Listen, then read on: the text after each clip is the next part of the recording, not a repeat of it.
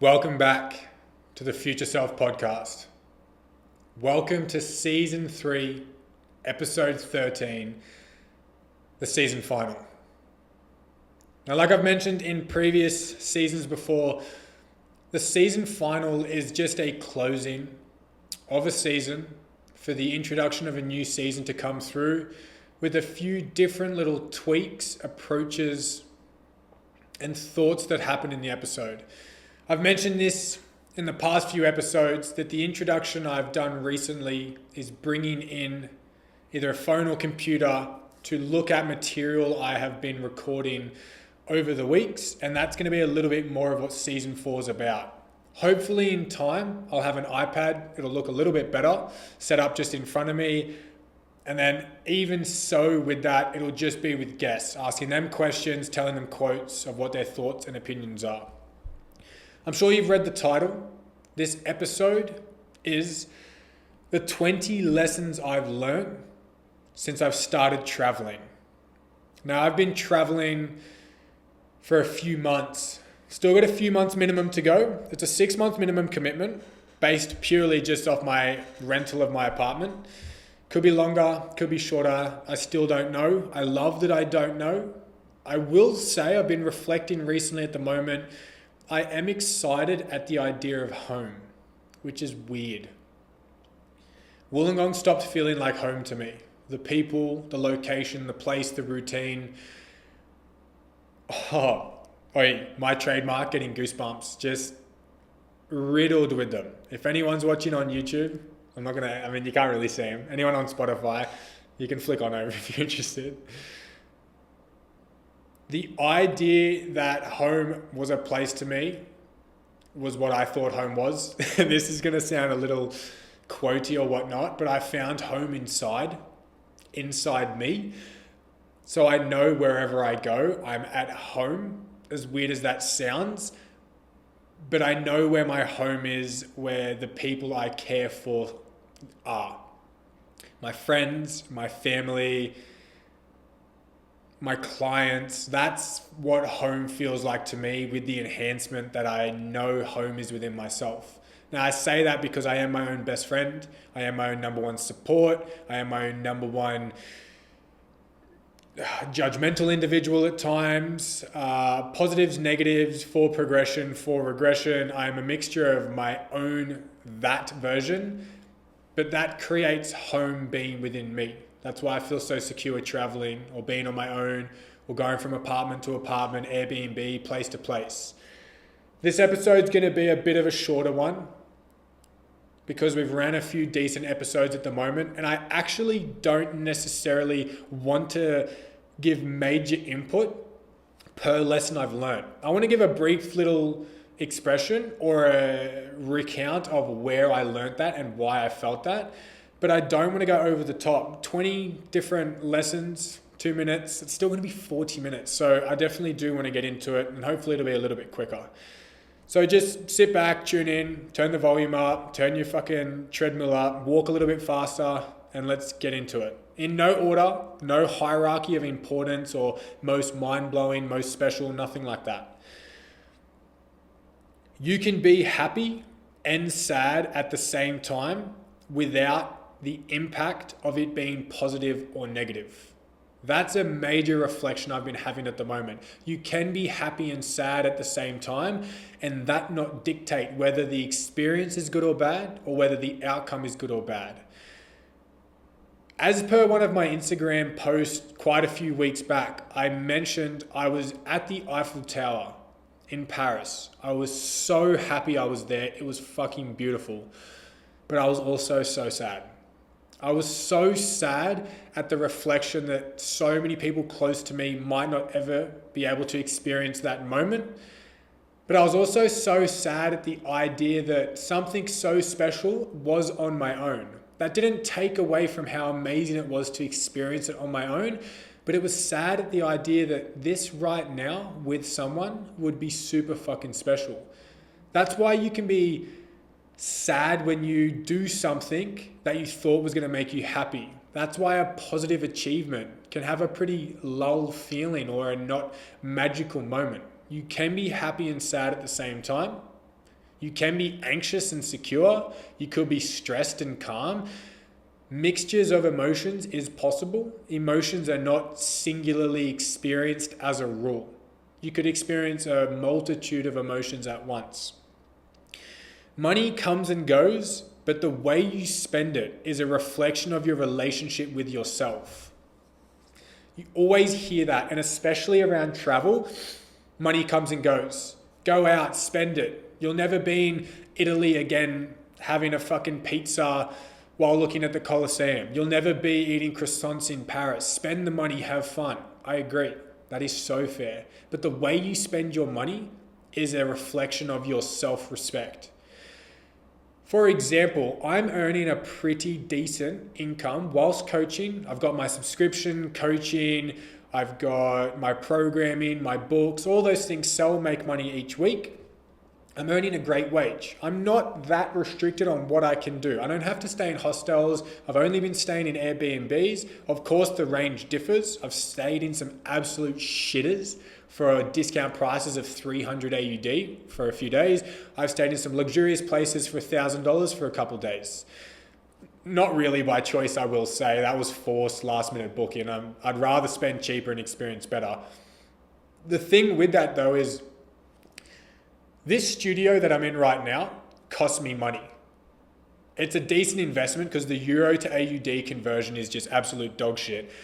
The thing with that though is I don't have to be out every night going for pizzas, pastas, and all those special dinners of great food. I had mince and rice last night. So the dinner money I would have spent last night, which would have been minimum 50 Australian dollars, can go to this studio because I respect what I set up. So money does come and go. That doesn't mean go balls to the wall and spend it. The way you spend it is a reflection of your self-respect. I might want to look after myself for a little bit and stay somewhere nice and eat a little bit more budget. I want to eat really nice and stay somewhere a little bit more budget. The experience you give yourself is based on the money you spend. Nothing happens elsewhere different to what you create it to be. You always hear this statement, when you travel, you'll meet people. You won't unless you're willing to meet people. Now they always say, oh, I don't meet people in my hometown, I struggle to make friends. Yeah, because you don't allow it to happen. You don't need to travel just to meet people because traveling allows for that. It doesn't. You need to be open to it. You need to put yourself in situations. You need to immerse in the experience of meeting people. The first few weeks at Bali, I met no one because I was shut off, closed off, routine, gym, apartment, solo bits around the island on my own. It wasn't until I said hello, looked up, smiled, introduced myself, went to a cafe, took my AirPods out. You can do those things at home. We always have this idea that if I do this, it'll allow that. It's not always the case. You can allow that anywhere, doing it at home. So here's the thing, right? You meet people whilst you solo travel. Well, of course, if you go to a cafe on your own with your AirPods out and you're looking at people smiling or you say hello, you'll meet someone. If you go to a cafe at your home, right now, at your home, AirPods out, you look around and you smile at people, you'll probably meet someone. But you don't do those things at home because the setting doesn't necessarily make sense. But you do that when you're solo traveling because it makes sense. However, you can do anything, anywhere, and if you're open to it or you set it up, you can create the same outcome. Scary and unsafe are not the same thing, but our brain struggles to register the difference. That is the difference of doing something that scares you because it's uncomfortable. Your brain will struggle to register the difference or the differentiation between what's dangerous and what's not. It is scary for me to go and meet someone new, but that's not dangerous. However, the brain will give you these signals and flags. There's danger, it's scary, okay, don't do it. So that's a definite big thing I've learned and something good to share to you guys. Open your mind and add in another lens of perspective, that they're not the same thing, but you need to tell your brain that. It doesn't just sort it out on its own. Our brains are built for survival.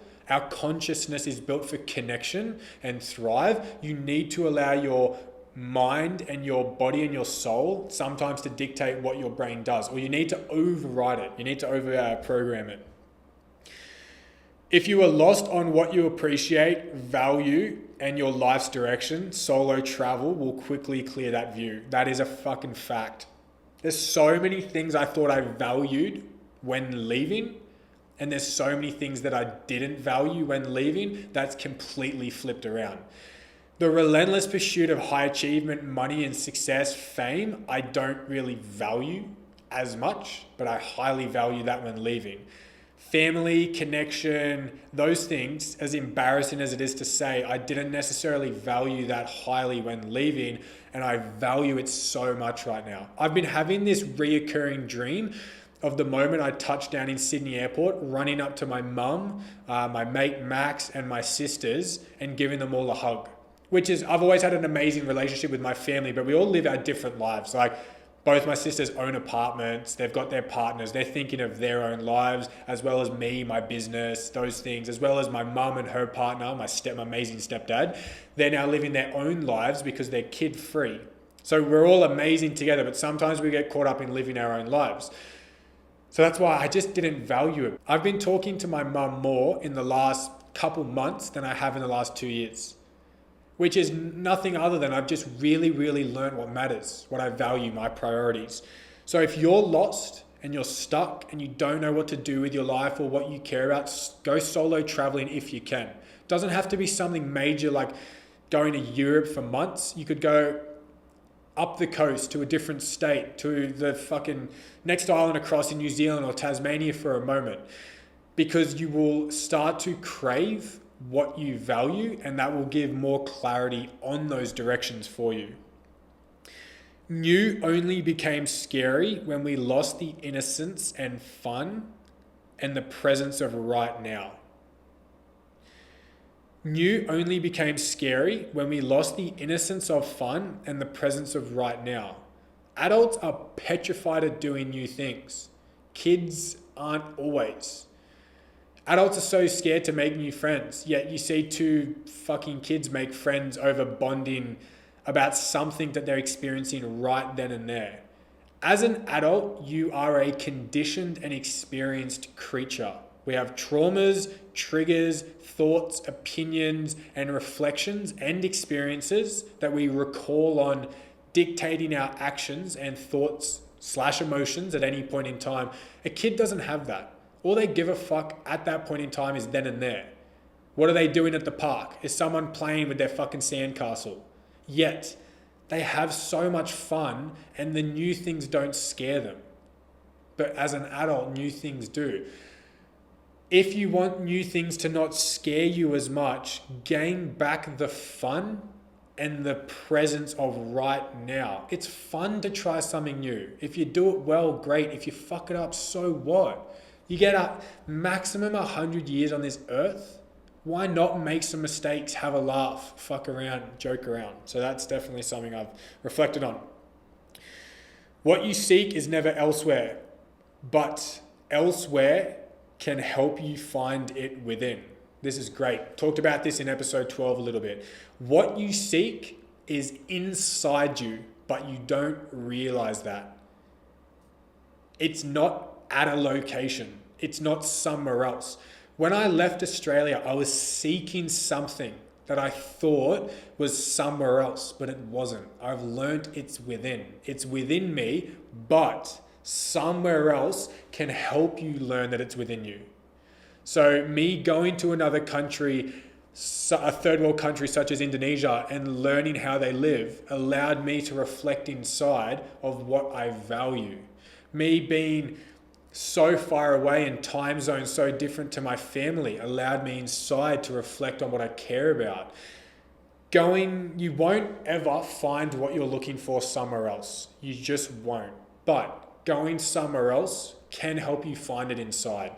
So all I'm trying to say with that is whatever you're searching for is within you, but you can't necessarily just access it or unlock it. So that's why traveling, different culture, conversations with people, new experiences, dates, things like that, allows you to access it inside, but you won't ever gain it from a different place.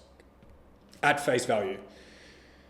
Putting yourself into momentary sadness in a new setting can help rewrite its past story. but also gives you so much control over your emotions. That's been massive for me with my father and music. Music has been my saving grace on this whole solo travel, in the sense of it's picked me up, it's dumped me down, it's secured the quietness I felt, it's given me a sense of comfort when I felt lonely. But putting yourself into momentary sadness can give you control over your emotions. So what do I mean by that? There's this country music by John Denver that when I listen to it, without fail, will make me cry, because that is the music of my childhood when I used to go motorbike riding with my father and we used to go camping and do all those things. Whenever I listen to that music, it is a one-to-one reflection of him, and I always fucking cry. If I was to play it right now, I would start crying on this podcast. I've been doing it on purpose. That might sound weird. I've been listening to that music with the intention to cry and feel upset and stir up my emotions. Why? 2 reasons. 1, to rewrite the story of that music. That music I attached to a certain location doing a certain thing with him. I'm listening to that music in Italy, thinking of him, smiling at the hundreds of people I'm walking past and looking at what's around, making a happy memory, rewriting the story I attached to that music. The second thing is I'm really testing, and I found a lot of success in being able to control your emotions by purposely putting yourself into it.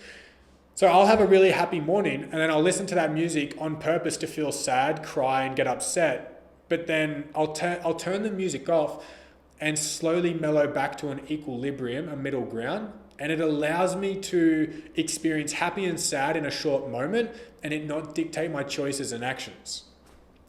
So I'm not saying you need to listen to a song to make yourself depressed and like you're in a fucking rom-com crying as you're walking down the sidewalk.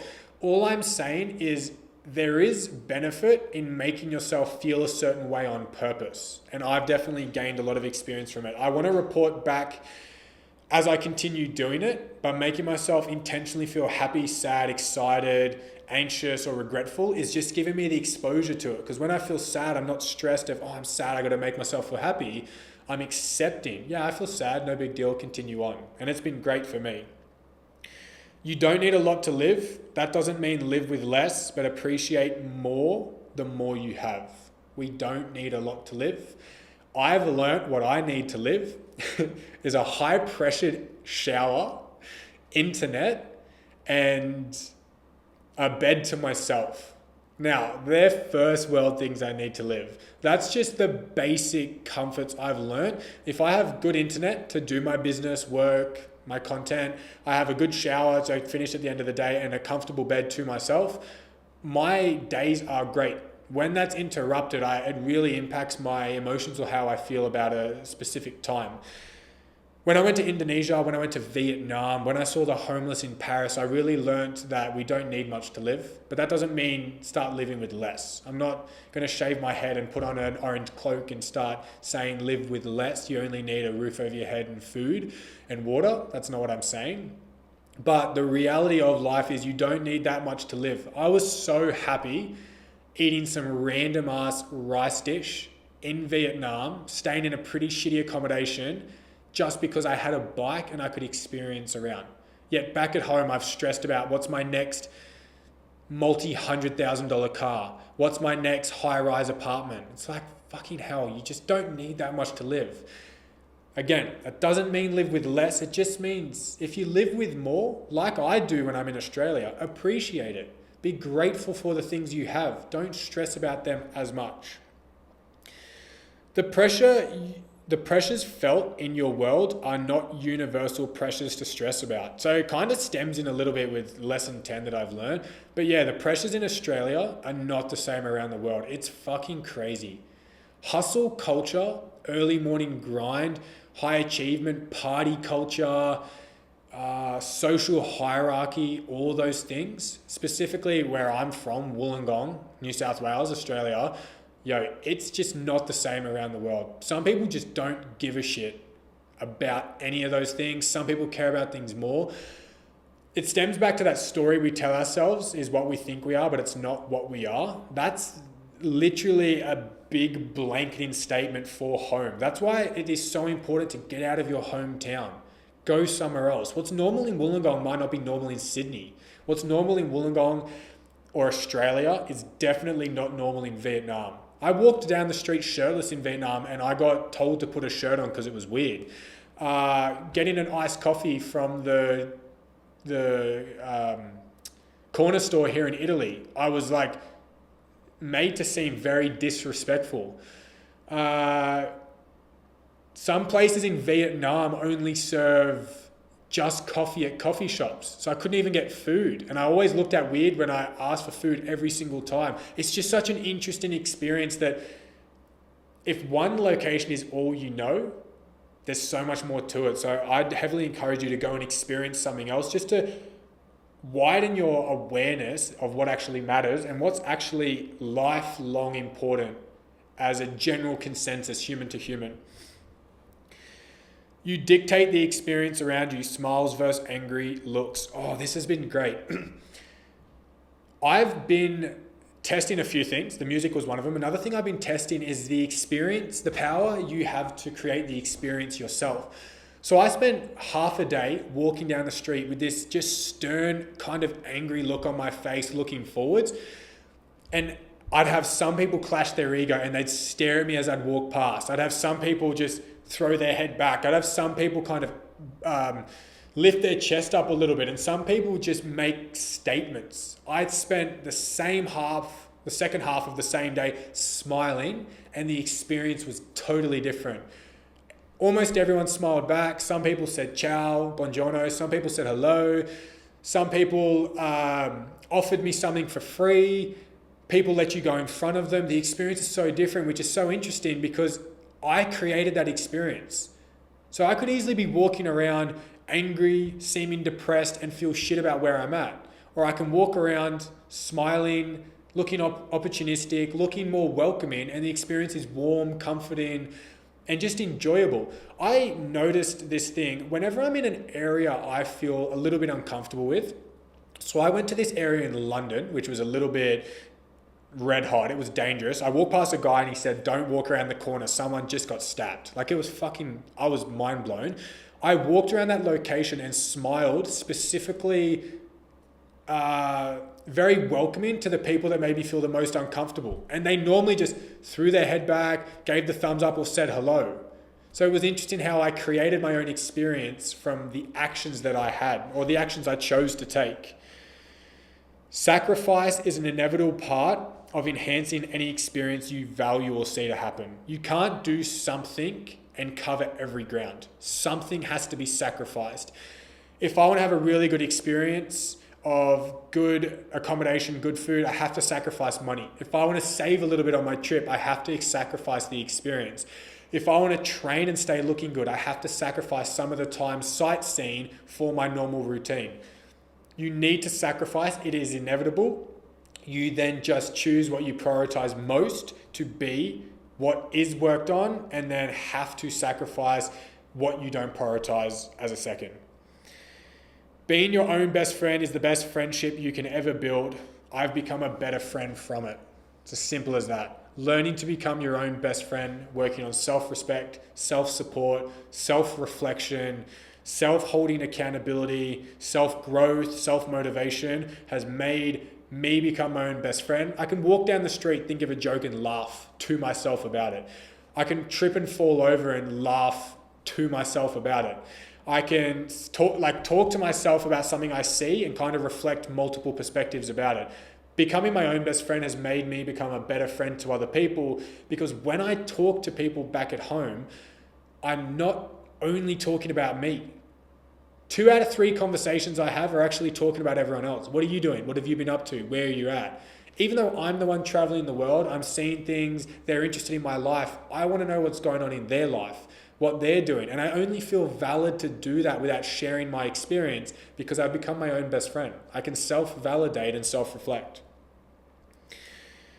Systems and non-negotiable tasks are so crucial for any success. It is just so true. Systems and non-negotiable tasks are so crucial for any success. The systems I had back at home are the same ones I'm running here. Contact communication with my GLCs, Sunday sheet updates, Thursday check-ins, Friday sheet updates, programming before the weekend, text messaging of my nighttime, which will be everyone at home's morning, not leaving things to the last minute, filming podcasts in advance, having my admin in order, refreshing my financials and DDs, talking to my accountant often. All those systems, as business systems, as well as my own, protein shake at the end of every day, going to bed by a certain time, waking up at the first alarm, finishing my showers with a cold shower, all those systems I've continued and they're allowing for success. If you have fluid moving systems at home, and you're wanting to travel and work, it won't work, so please don't do it. You need to have a regimen ability to stick to what needs to be stuck to in order for there to be success.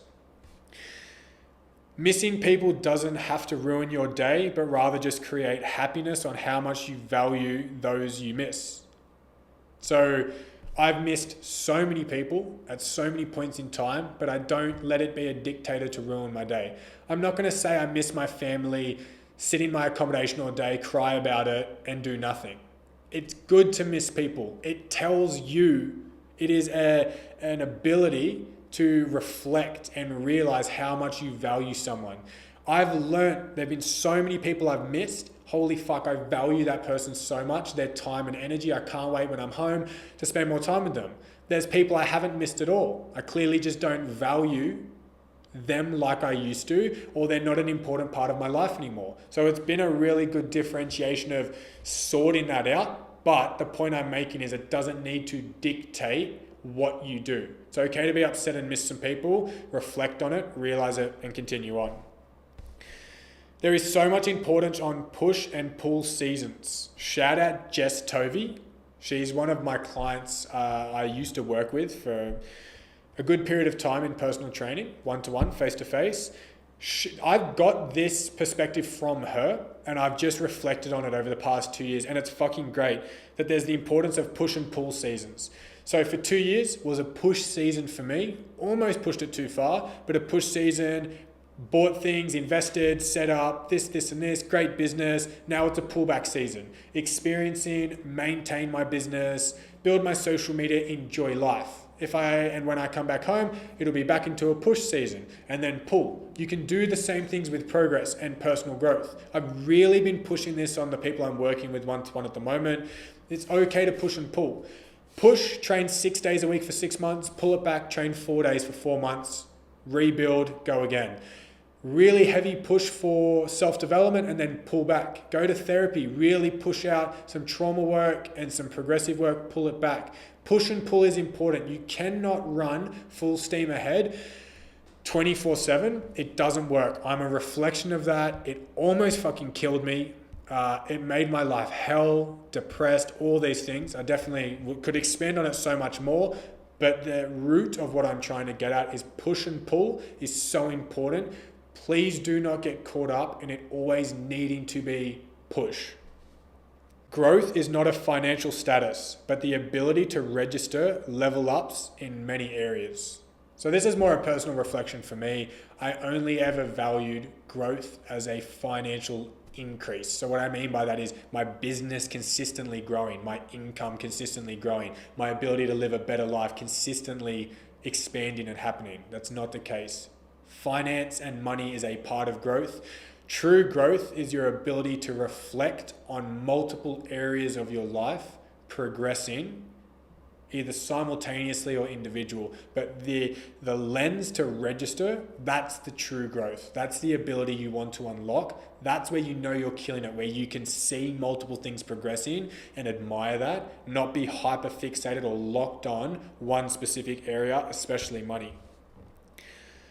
The quality of an experience is proportional to the effort you put in. The quality of an experience is proportional to the effort you put in. Enough said. The effort you put in will be in direct proportion to how enjoyable and the quality of that experience. Lesson number 20. You have to learn to let go.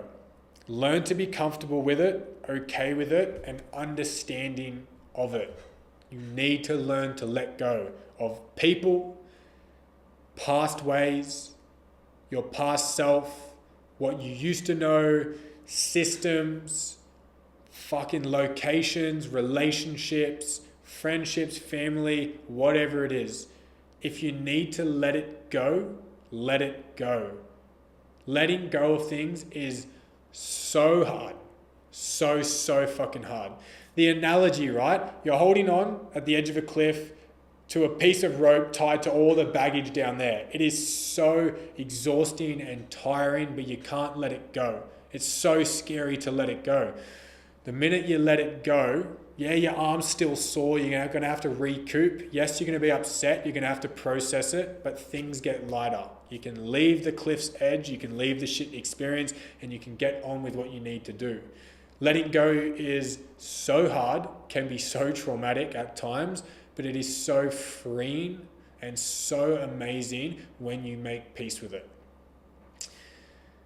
They're the 20 lessons I've learned since solo traveling multiple countries, Indonesia, Vietnam, multiple locations, Paris, London, France, Italy.